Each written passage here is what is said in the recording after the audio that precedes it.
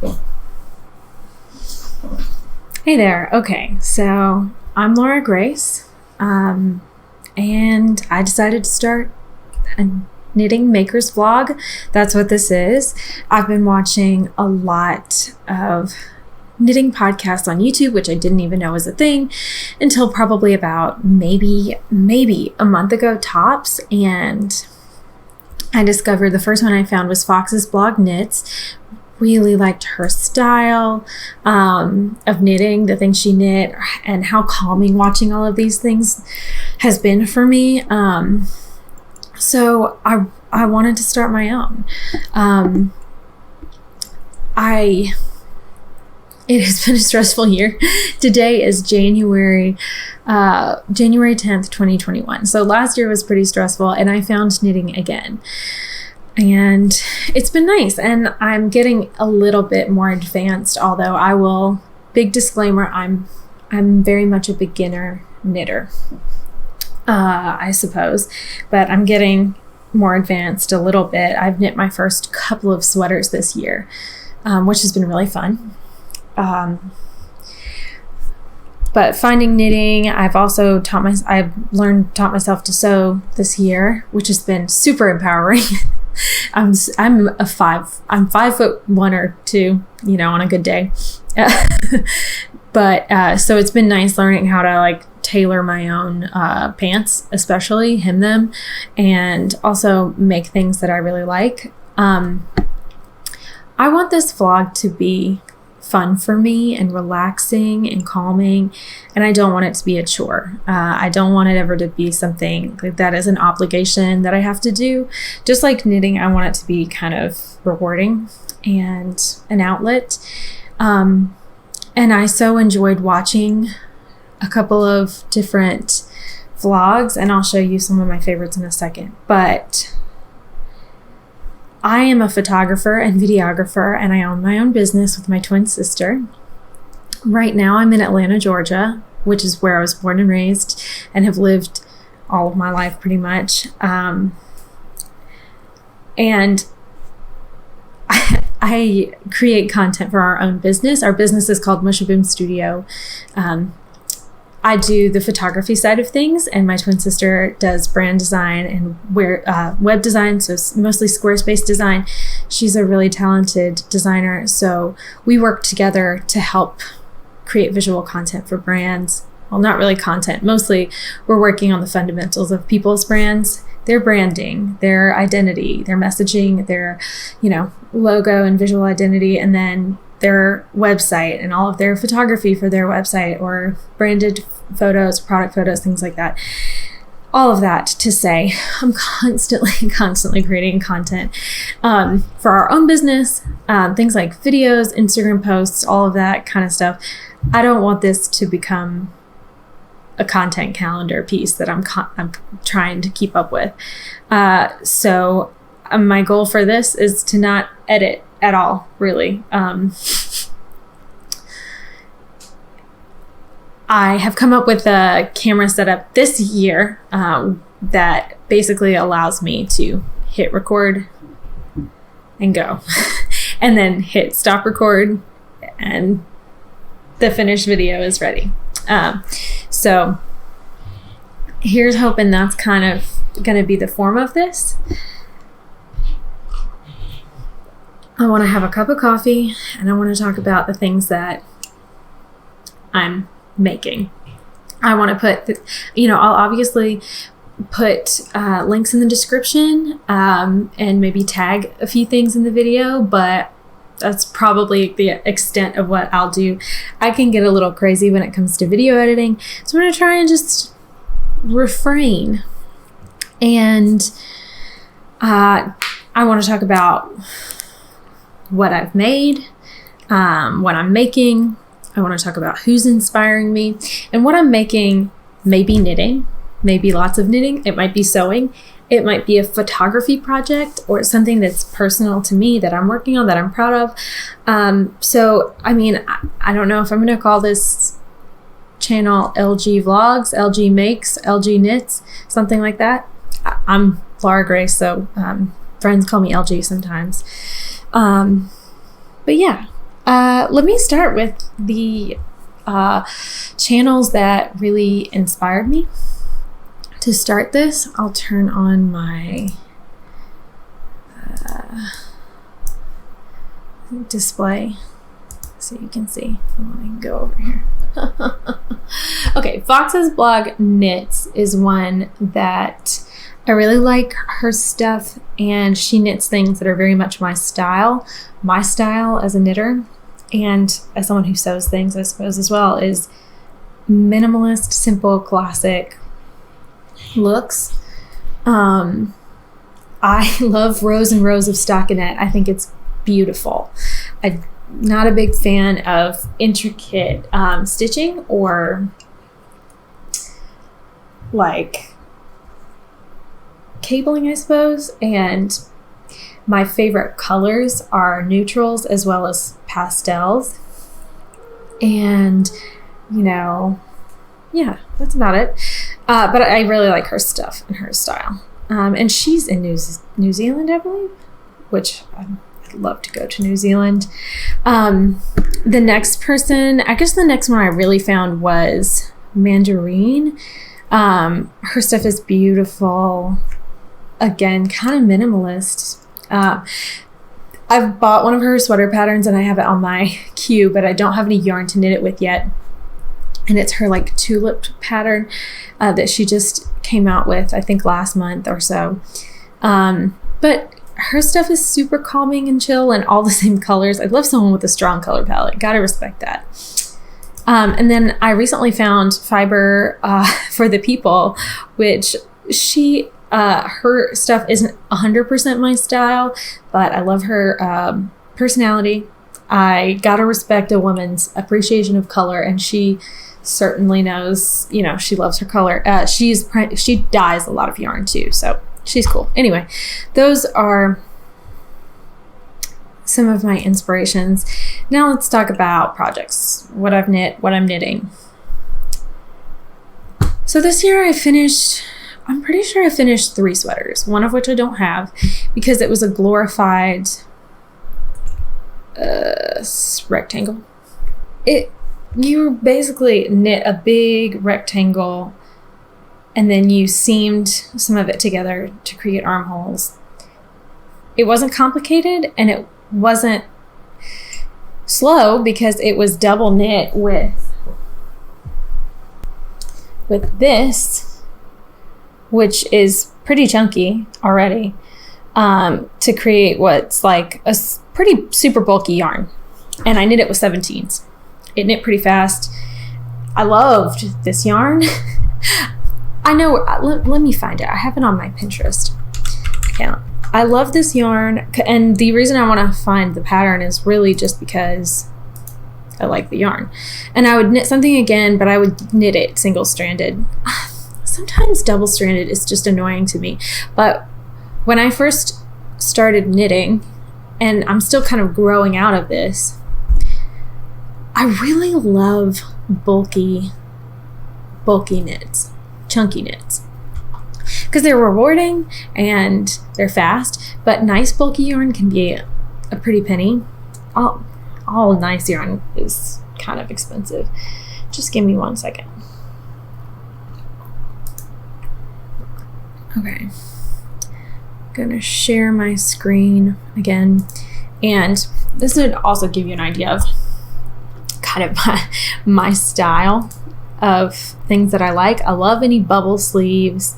As you can tell, it's just kind of on trend for me right now.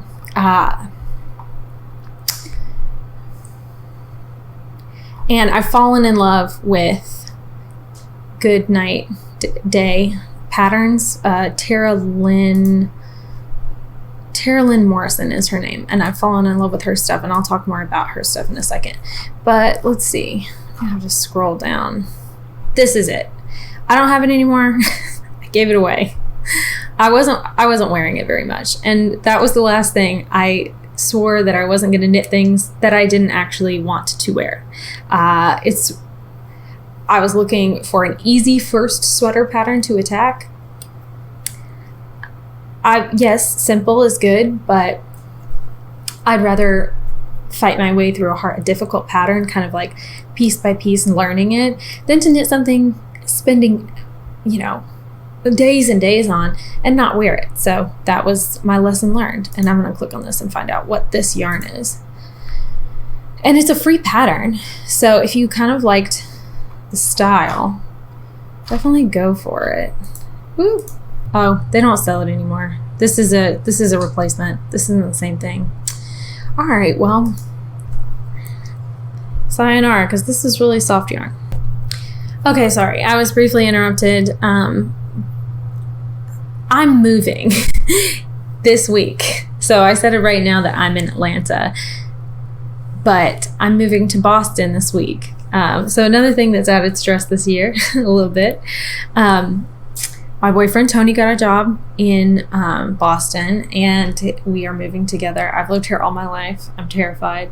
And something else that I wanted to talk about was this room that I'm in. Okay, now that I've talked about this pattern, I'm going to get rid of it for a second. But this is my bedroom in Atlanta.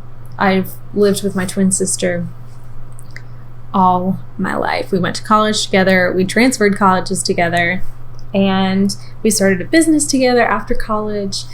And we moved to this apartment together, and it's all boxes. So this is, a maker's vlog, but it's also kind of, I thought it was a good time to start it right now because I kind of wanted to record the process of all of this, of moving and everything. And I consider this room that I'm in to have been something that I have made. So it's kind of sad. I realized I moved my bed out yesterday. We're taking Tony's bed frame with us to Boston, and mine I had to say goodbye to. And I didn't take a whole bunch of wide photos or big pictures of my room before I did that. And I wish I had. This is her. This is what I've got. I had to go through my pictures to find. This is before the boxes landed, before I disassembled my bed, and I don't even have a desk right now. I'm sitting in front of my computer, and I'm using a card table that is borrowed from my friend Michael, who is actually going to be moving into this room. So I'm borrowing that from him for the next week. And then we're packing up this Thursday. This is my bedroom before. I had my little lamp over there, and let's see what else I got. My plants. This is like where I'm looking right now. Over to this side, it is like a nice window, big bright window, and my plants. And right here, although my art is now gone from on top of this dresser, that's what is sitting over here. And behind me, my big mirror. Let's see. Yeah, that's my bedroom. There might be one more picture. Yeah, this is me like this year in this room. That's what my pretty little lamp in the corner looks like when it's turned on at night. And this was, it's funnily enough, this is from when we first moved in August of 2019, I think. The big sweater I'm talking about, the one that I gave away, is mostly knit on that bed, sitting on that bed. But I was thinking that I wish they still sold this yarn. I really can't figure out what it is, but it would make a good blanket knit on, not double-stranded, because it'd be just light enough. That sweater was also super heavy knit double-stranded, and I didn't like that. Okay, but anyway, let me let the camera focus on this madness. Boxes. So yeah, this room has been something that I've made over the course of a couple of years. I've gotten my my zone, looking like I want it to. And we are moving to a beautiful duplex with wood floors, and I'm going to have my own office. My office will no longer be my bedroom, which it is now. And I'm sure many people working from home can understand that struggle from this past year. But yeah, I'm excited to make a new space, and so maybe I'll talk a little bit about that as we go. Let's get back to knitting. So after I knit that first sweater that was kind of a hot mess, the next thing I knit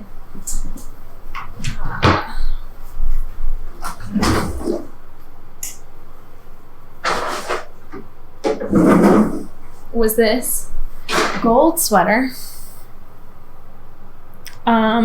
Kind of crazy about it. So because it was technically also, I really considered this to be really my first real sweater pattern, because that other one was kind of a joke. It was when I found Goodnight Day or Tara-Lynn Morrison on Instagram, I went berserk because her stuff was chunky. I love chunky. It knits up fast, it's rewarding, and the shapes of her sweaters are just so pretty. I'll show you a couple more, but actually this is the pattern for this sweater. And I was kind of going for a similar color, but let's be real. I bought some cheap yarn because I'd never knit a sweater before. It could have been a total disaster. So I went to like Joann's or something and bought chunky Lions brand. Well, the sweater turned out awesome. It really did. Despite the fact that I didn't do a gauge swatch. I don't think I blocked. I don't think so. I might have. Yeah, maybe I blocked it. And I didn't do a gauge swatch, and I just kind of went for it. I was like, we'll see what happens. It turned out great. I wear it all the time, except it's a little bit itchy. And I actually have a couple of photos of me wearing it. There we go. Yeah. But I would definitely knit this again, but I would spend money on nicer yarn. The next thing that I attacked was her Kelowna sweater, which looks like this. I love this pattern. It's a little bit less bulky, so it's not super bulky like this one. This one's super bulky. This one's bulky yarn. Okay, so after knitting that sweater, which I loved it, but it is itchy, a little bit itchy, and hopefully it'll wash softer. But I was like, okay, I really, really, really want some soft yarn. But again, I'm not an expert at knitting sweaters, so I ordered some yarn off of Knit Picks. I swear I got this sweater out. Oh, I know where it is.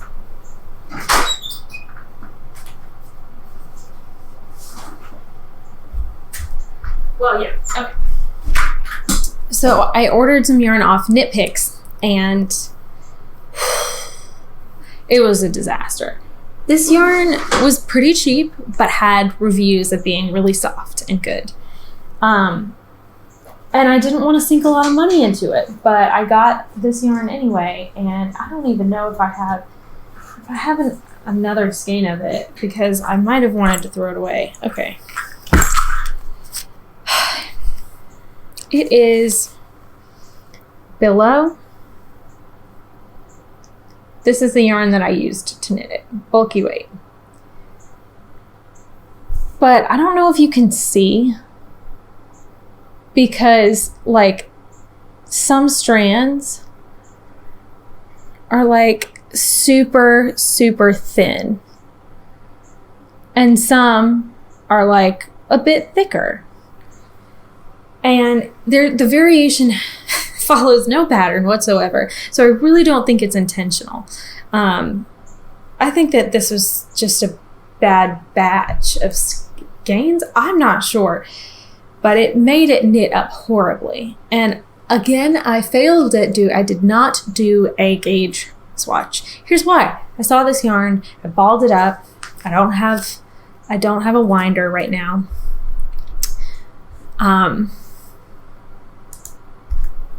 So I balled it up and I was like, I'm gonna have to go down a size of needles because this isn't bulky really. It didn't feel bulky at all. And she uses 17s on the body. And this was not gonna work with that. So I was like, I guess I just kind of like was like, this is probably gonna be a disaster anyway. I just kind of forged ahead. I was in the middle of 2020. Everything else around me was a disaster. I really needed to be knitting something, anything. So I just cast on. I cast on with a size down. I really can't remember the numbers because everything about this sweater that I made was just a mess. And I saw someone on Ravelry who had knit with smaller sweaters and it turned out looking good. She was using a smaller yarn. She was using smaller needles. I just went with it. But it didn't turn out good because this yarn is just inconsistent. It might have been fine if the yarn wasn't so inconsistent. But I'll show you what it looks like. Anyway, lessons learned from this sweater. Always do a gauge swatch. It's okay. It's also too short. I think by the time I was finished with it, I was just ready to cast off. So I literally just cast off on the torso too soon. And it's such a crop top. And the sleeves are strange. These don't come in like they should. Or like they're not as small as they maybe should be. Guys, it's just a mess. I know that. One of the things that I want to do with this blog makers podcast is as I'm making things, I'm constantly learning. And something that I notice about the more experienced knitters podcasts is they don't often take time, and it's easy to do this when you're such a pro and such an expert, but they don't always take time to explain the kind of tricky bits or what went wrong. And as I learn, I hope to do that. So something that I learned was, yes, do a gauge swatch next time. Maybe be patient and go get the right yarn, like return this, get a different yarn. No longer gone are the days where I knit with crummy yarn. That's not to say I'm only going to knit with expensive yarn, but I have to at least like it because you're spending so much time with it when you knit a project. And I like to tackle like bigger projects. Another thing is, do a gauge swatch, get to know your yarn first. And I'm probably, if there's 1x1 rib, going to do a tubular cast on. Not tubular cast on, garbage. Oh, okay. Going to do twisted rib because it makes it just a little bit tighter, but also a little bit neater. I don't like how this looks. So yeah, this one's I'm moving and I'm a bit of a minimalist and I'm trying to be more of a minimalist. So this one I'm going to say goodbye to as I move. There's no point in packing it. I'm never going to wear it. It was a learned experience. The yarn was maybe $7 a skein. Yeah, goodbye. Okay, so the next thing I knit after that, and everything after the gold sweater, it was this month. It was just this blue sweater and this cute ear warmer because I'm moving to Boston and it's gonna be so much colder than Atlanta. Did I put it in this drawer? Yeah. This is the second one of these that I've knit. I'm kind of crazy about the pattern, even though I kind of mussed up. I I was doing so well on stitching everything together. It was really testing my seaming skills. But yeah, so the seam's just a little wonky. But it's just like a nice ear warmer.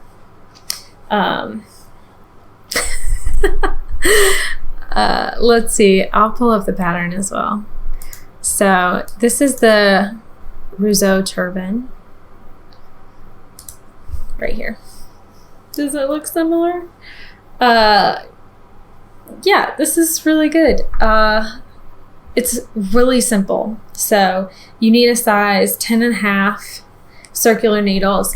I didn't have the right circular, what do you call this? Cord length, basically.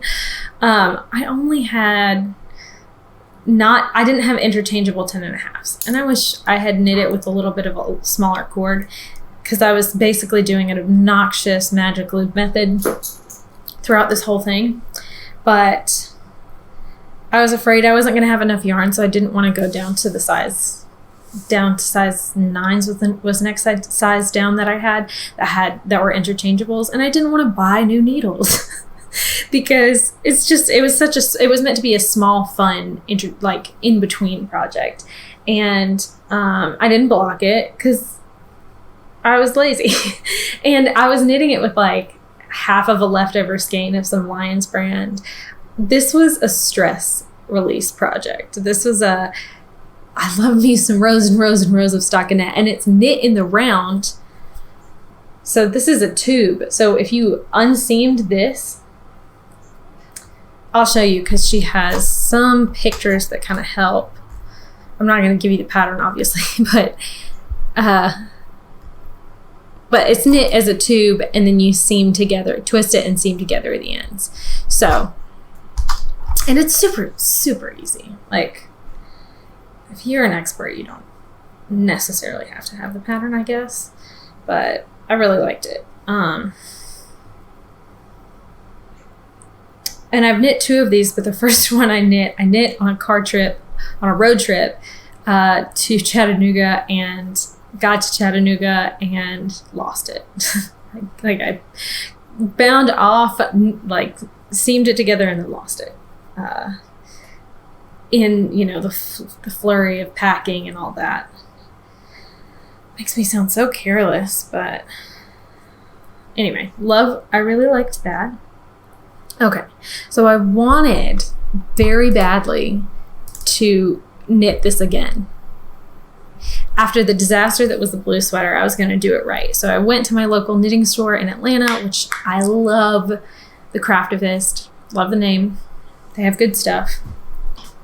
And with the intention of buying some nice yarn and gauging, doing a gauge swatch, doing everything right, and knitting it.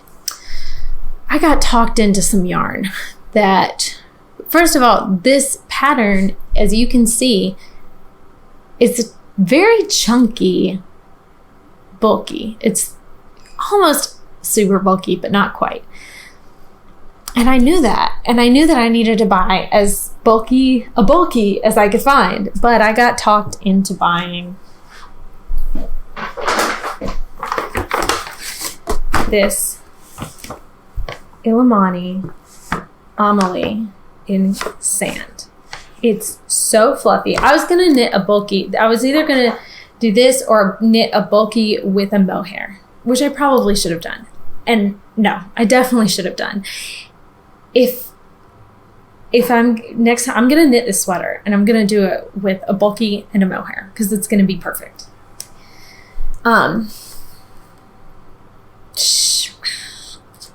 She said, the lady who owns the shop, you can just size down on your needles and, knit that sweater with this. Well, I did gauge swatches, and immediately going down a size of needles, I still wasn't going down a size of needles. I wasn't getting gauge, and the sweater only has 2 sizes. It's like extra small, small, large, extra large. like they're slashed. So it has 2 instructions. And I was like, I also didn't love the way that this looked knit one size needles down. There was still too much space between the rows and the stitches. It wasn't as pretty of a stockinette as I wanted it to be, even though it was knitting nicely. And I did another gauge swatch, yet another needle size down. But again, first of all, I'm not a pro. I'm a beginner-ish, and I didn't want to risk it trying to knit this sweater with this yarn going multiple needle sizes down. I called my knitting Obi-Wan Kenobi, which is my boyfriend's mother. She's a total expert. And we came to a conclusion that I had pretty much already come to. I couldn't knit this sweater with this yarn, because for me, at the stage that I'm in, it was going to be a little bit of engineering and math and obnoxiousness, and there was no telling how it was going to turn out. But I had fallen in love with this yarn, which is a total disaster because it's very expensive. And I was going to return the skeins that I hadn't yet balled, but I couldn't do it. So I decided to find a different pattern to knit with this. This is Aran White. And I ended up, it was between this Lily's Bobble sweater,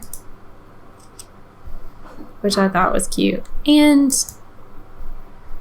the one that I've cast on, which is the Felix pullover. This is what it looks like. So I'm knitting this. It was a tough decision because I love the shape of this sweater, but what I don't like are these like delicate little lacy kind of holes that are on the shoulder. I don't know if you can see that. Kind of not a fan of that. However, I think it's going to knit really nicely, and watching a couple of knitting podcasts, I saw a handful of knitters that have knit this sweater that have really liked how it's knit up. And so I was like, let's just do it, and let's do it right. This one's a bit trickier than what I've done previously. Let me turn down my ISO real quick.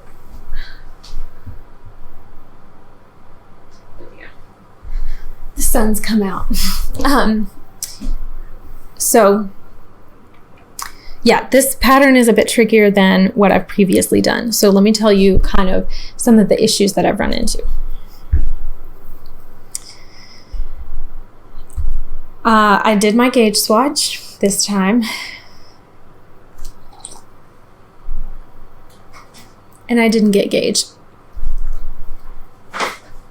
And I'm just gonna be honest, because knitting is a sport of like patience and also just lots of mistakes and figuring out how to fix those mistakes. Still got my gauge swatch attached to a ball of yarn because I'm thinking I might unknit it. This yarn is so expensive that I might frog it and use it. So also, I did something that I feel like I'm gonna get so much flack for. Please don't give me flack in the comments or anything. This is my first gauge swatch. This is my second. Like, it's kind of, most of it is knit with 10s, which is what the pattern calls for. And then I started knitting with 11s because I was like, okay, let me see if I can get gauge with 11s, but I never bound off. And I probably should have, but half of it is, and I should have knit a bigger gauge swatch as far as once I got the 11s. But once I had knit enough rows and did a little bit of a measurement, it was looking like it was going to get gauge. I definitely hit gauge on the stitches, and I got like 2 inches I got over 2 inches and measured that. But it's a sweater knit from the top down. So I wasn't, okay, yeah, I cheated. I cheated and I quit early, and I was like, it looks like it's going to be gay. It looks like I got gauge, so I'm going to cast on. So I cast on with it calls for size 8s and size 10s. So since I got gauge a size up, I cast on with 9s, and I saw that the woman that runs the vlog or the podcast Fiber for the People, she has knit this sweater twice.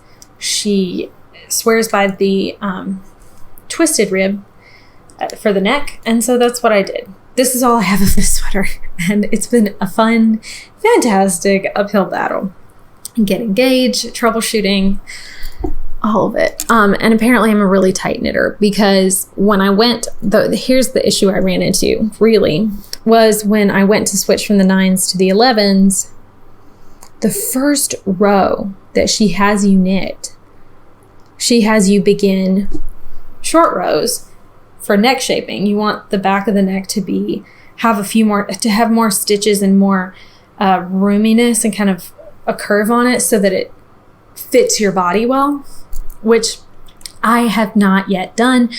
Short rows, forgive me, I'm a beginner here. So I'm trying to switch needles and do short rows for the first time. Yes, of course I should have practiced this on other yarn, but did I? Absolutely not, because I just wanted to knit it.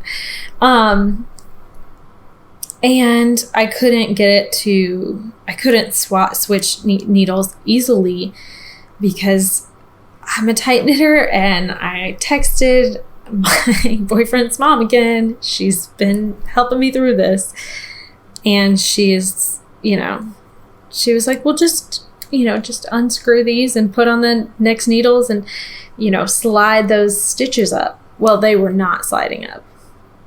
So I asked her if it'd be okay if I knit one row. Like, think of it like if you're switching needles without the interchangeable needle set, and you just kind of start knitting to change from this needle to this needle to change your needle. So I basically did that, and that made it a whole lot easier to start doing short rows, which are complicated. And here we are. I'm still in the middle of the short rows. I had to unknit a row because I accidentally picked up a stitch. But I found it. And the key is I've been counting. I've been reading my yarn. I've been paying attention, because I spent so much money on this yarn that I am not going to screw this up. It's going to be a beautiful sweater. Okay. I've decided. And I'm going to do everything by the book from here on out. I swear. Anyway, I wanted to get further on this project before I filmed this, but I'm being patient with myself, and I'm being patient, and hopefully I'll have it finished before I do the next one. And here's hoping I keep up this knitting momentum, because I'm really having fun. Honestly, the satisfaction of finishing a sweater is awesome, and I love sweaters. Right now, as of now, I'm not a sock knitter. I'll knit a scarf, I'll knit a hat, but I'm not a sock knitter. I'm not like an intricate pattern knitter. I don't like the look of intricate stitches, and it's not just because I don't want to learn it. I missed one thing. So my sister had bought this kind of cheap superwash pink yarn. Great color. I'm crazy about colors. I'm really picky about colors and stuff like that, but I love this color. And she had bought it for a piece of wall art that she was making and had most of the skein left. So I cast it on to Purl Soho's No-Purl ribbed scarf. This is it, and I really like the way that it kind of flows, especially this like kind of white. Really, you're knitting a rectangle here, and it does nothing much matters except for, because it's a no rib, they use a combination of carefully placed slip stitches to create the rib effect.